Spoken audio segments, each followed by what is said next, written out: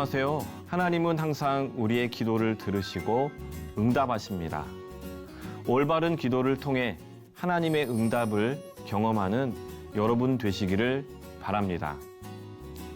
쉽고도 정확하게, 알차고 재미있게 하나님의 말씀을 가슴 깊이 새기는 시간, 소문난 성경교실의 주윤석 목사입니다.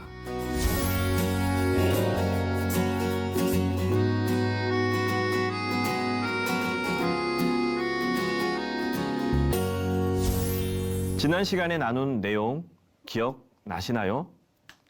회개 기도에 대한 내용이었습니다. 하나님 앞으로 나아가서 우리의 모든 죄를 회개하고 또 우리의 모든 죄를 자백할 때 미쁘신 하나님께서 우리 죄를 용서해 주시고 또한 새로운 삶으로 거듭난 인생으로 살아갈 수 있게 만들어 주신다는 내용이었습니다. 오늘 나눌 내용은 제6강 응답받는 기도의 원리입니다.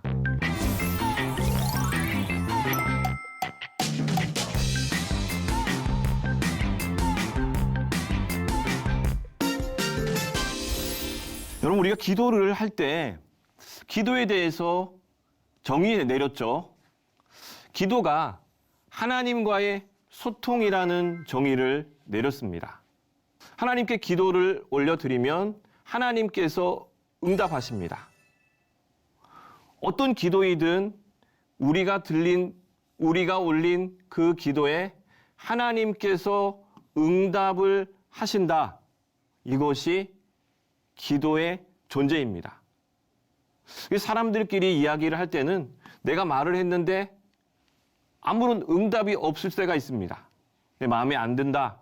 또는 내가 대답하기 싫다. 그러면 대답을 안 하는 경우들도 있는데 하나님은 그렇지 않으시다. 이것이 우리 기도의 전제입니다.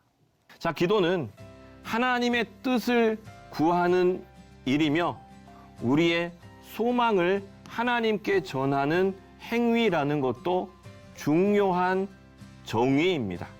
우리의 뜻만 하나님께 줄기차게 기도한다? 여러분, 이 기도에서 한 발짝 나아가야 된다고 말씀을 드리고 싶습니다. 우리가 원하는 바를 하나님께 올려드리고 그런데 이것이 하나님께서 원하시는 하나님의 뜻으로 바뀌어질 때 우리 기도가 응답이 될 수 있다. 우리 기도가 하나님이 기뻐하시는 기도가 될 수 있다라는 내용이 오늘 강의의 사실은 핵심입니다. 자, 그리고 우리의 소망을 하나님께 전하는 행위이다. 이것도 중요한 정의이고요. 자, 반드시 응답이 있다는 말씀을 드렸습니다. 자, 저는 하나님께서는 항상 우리의 기도를 들으시고 계신다. 또 우리가 기도할 때 우리 기도에 반드시 응답하신다. 한 번도 그냥 흘려 들으시거나 이 기도는 뭐 이런 기도를 다 해? 하나님은 이러지 않으신다는 것이 기도 응답의 전제 조건입니다. 사람들은 그럴 수 있다고 말씀드렸죠. 사람들은 내가 원하는 내용이 아니면 듣기 싫어. 그렇게 이야기하죠. 하지만 하나님은 모든 기도에 다 듣고 계시고 또 반드시 응답하신다. 이것이 우리 기도 응답의 전제 조건입니다. 자, 그러면 하나님의 응답은 어떤 응답이 있을까? 하나님이 도대체 어떻게 응답하실까? 자, 첫 번째로요. 즉각적인 응답이 있습니다. 즉각적인 응답. 대부분의 사람들이 이렇게 하나님이 즉시 말씀해 주시기 원해요. 즉시 내가 기도하면 바로 무슨 일이 일어나요. 내가 과자를 먹고 싶어요 그랬는데 갑자기 누군가 과자 먹고 싶니? 이렇게 한다면 즉각적인 응답이겠죠. 자, 우리 기도에 신속하게 응답하시는 경우들이 있습니다. 신속하고 또 즉시 응답하시는 경우들이 우리의 삶에도 있고요. 성경을 보면 사도행전 12장 5절로 10절에 베드로가 헤롯에게 붙잡힙니다. 헤롯에게 붙잡혀서 감옥에 가게 되었어요. 감옥에 가게 되었는데 예루살렘 교회 성도들이 기도합니다. 베드로를 위해서 기도하는데 그날 밤에 기도한 그 기도가 언제 응답이 되었는가?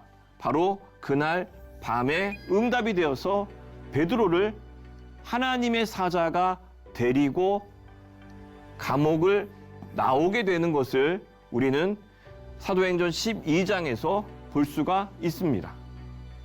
여러분, 기도가요, 하루나 이틀 지나서 이 탈출이 이루어진 게 아니라 그 저녁에 성도들이 기도하였을 때 베드로가 감옥을 빠져나올 수 있었습니다.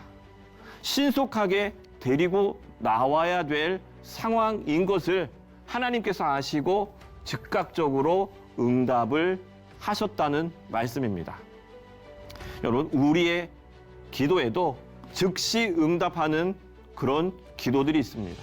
하나님께 우리의 사정과 형편을 아뢰었을 때, 그래, 지금 즉시 이루어 주어야겠다 싶은 그런 기도 제목이 있다면 하나님께서는 즉시 그 기도들을 이루시고 응답해 주신다는 말씀입니다.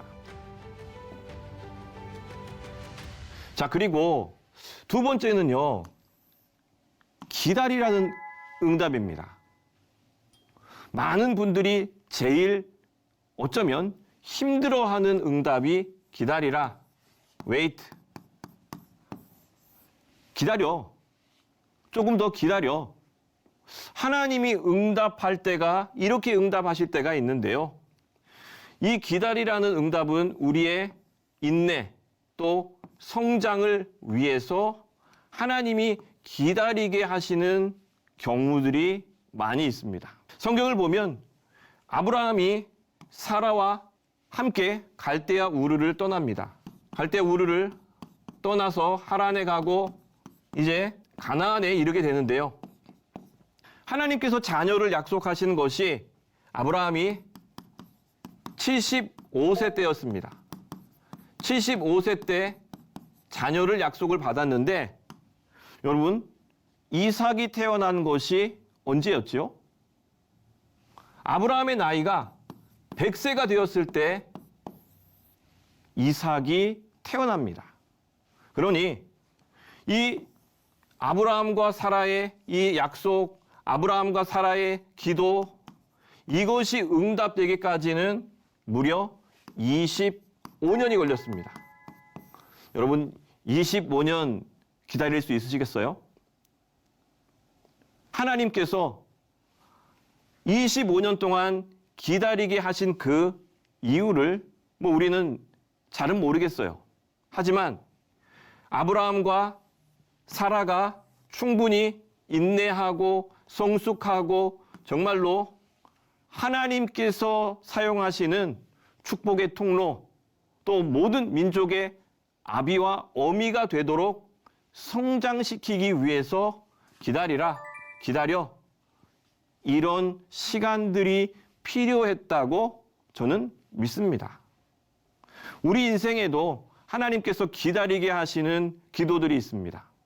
하나님, 빨리 응답해 주세요. 빨리 우리가 어떤 것을 성취하게 해주세요라고 기도하지만 하나님께서는 기다려. 아직 아니야. 이렇게 하실 때가 많으시다는 말씀입니다. 자, 그리고 세 번째는 내가 기도했던 것과는 다른 방식으로 응답하시는 때가 있어요. 나는 A라고 기도했는데 하나님은 A라고 응답하시는 것이 아니라 B라고 응답하시는 거예요. 아니, 하나님, 저는 A를 원했어요. 왜 B라고 응답해 주세요라고 우리가 이야기할 때가 있다는 것입니다.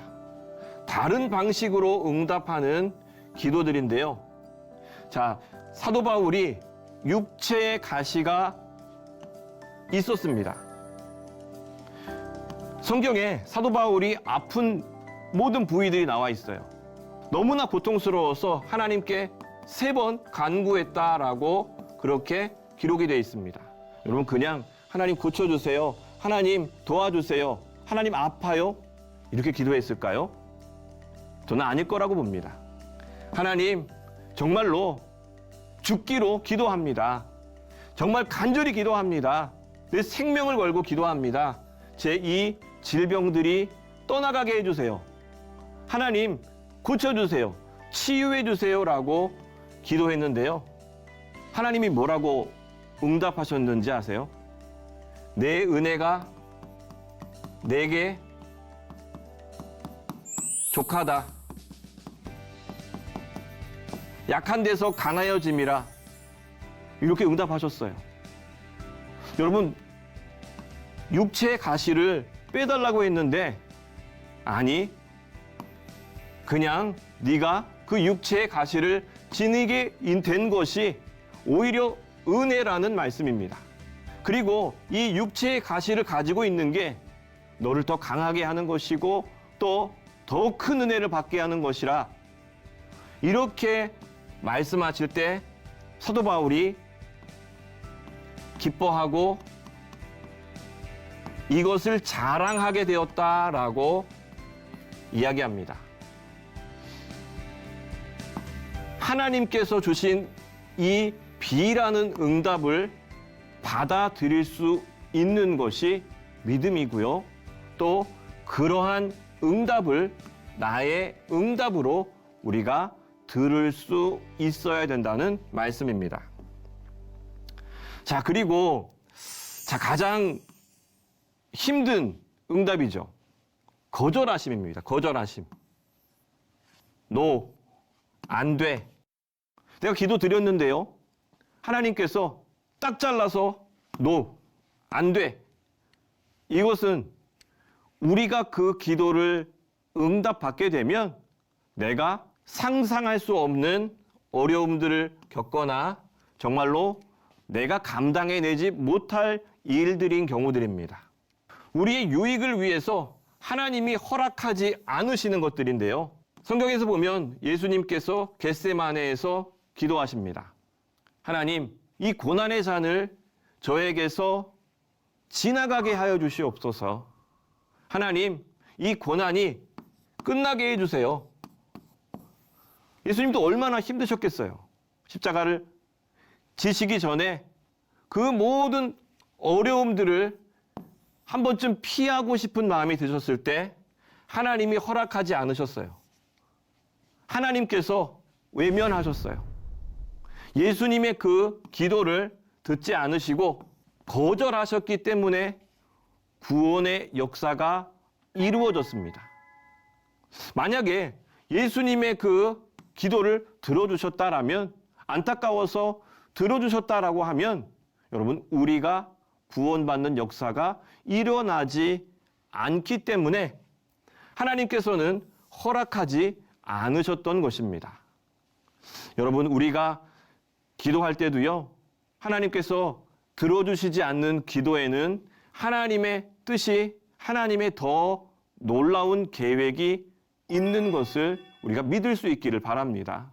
하나님께서는 우리보다 더 넓은, 더 깊은, 더 높은 생각을 가지고 계시기 때문에 우리가 그 하나님의 거절도 받아들일 수 있는 우리가 될 수 있기를 소망합니다. 자, 이 하나님의 4가지 응답이 있었습니다. 하나님의 4종류의 응답을 받아들일 준비가 되어 있어야 해요. 그렇게 해도 좋다, 기다리라, 다른 방법 안 된다, 4가지 응답을 받아들일 준비가 되어 있어야 하는 것이고요. 내 기도대로 그대로 토시 하나 틀리지 않고 다 그대로 이루어 주세요라고 해서는 안 된다는 말씀입니다. 하나님, 어떻게 응답하셔도 저는 따르겠습니다. 하나님, 내가 하나님의 뜻에 따르겠습니다. 하나님이 더 선하시고 하나님이 더 놀라우시고 더 위대하시기 때문에 제가 따르겠습니다라는 순종의 마음이 있어야 합니다. 여러분, 우리가 나중에 돼서야 그렇구나, 하나님이 그런 이유로 나에게 그 기도를 응답하지 않으셨구나, 왜 그때 안 된다고 하셨는지 이제야 깨닫는구나 라고 깨달아지는 때가 있습니다.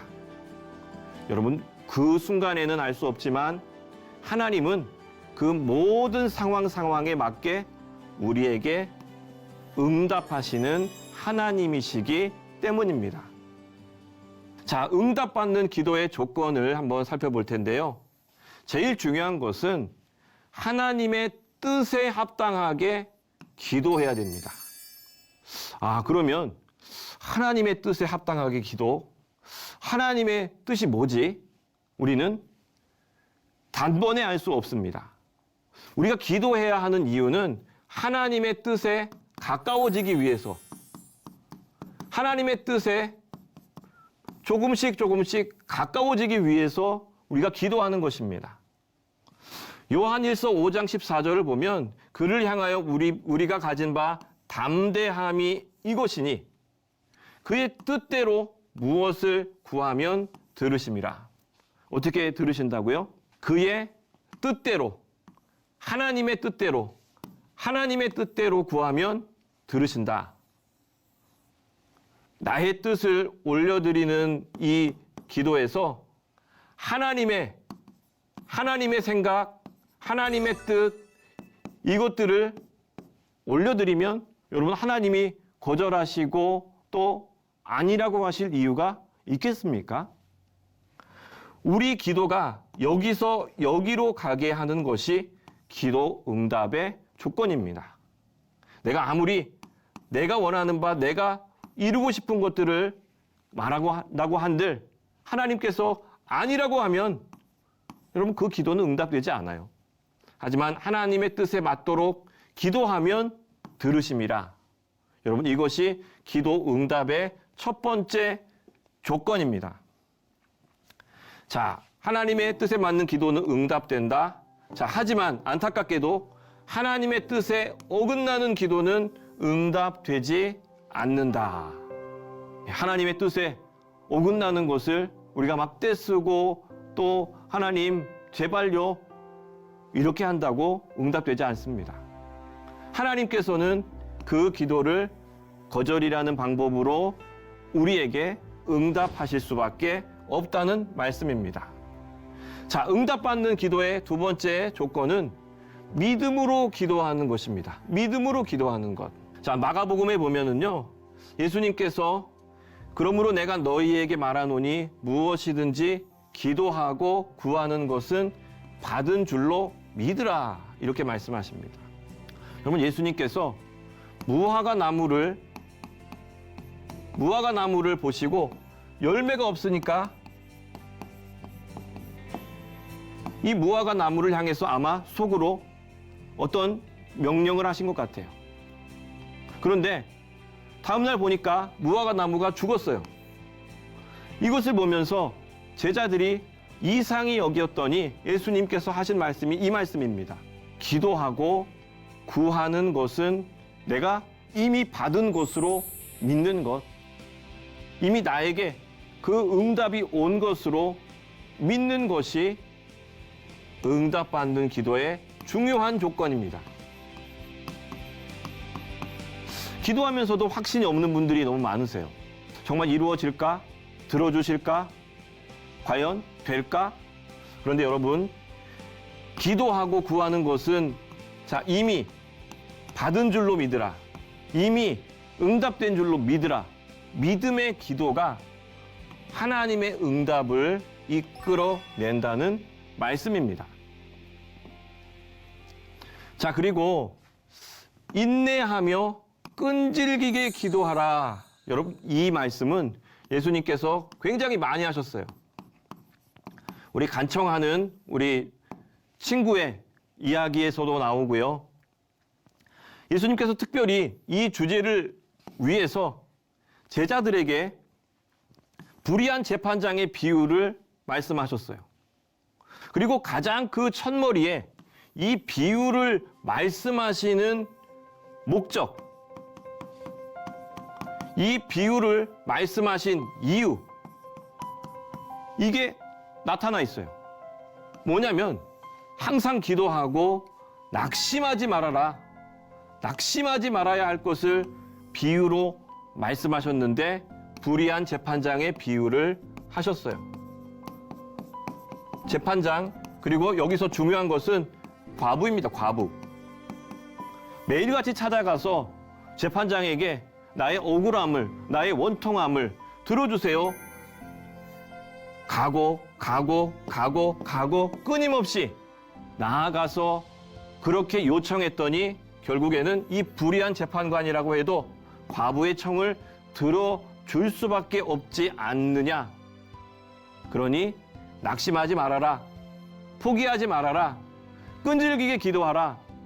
여러분, 이것을 예수님께서 말씀하셨다는 이야기입니다. 여러분, 기도 한두 번 하고 포기하는 분들이 계세요.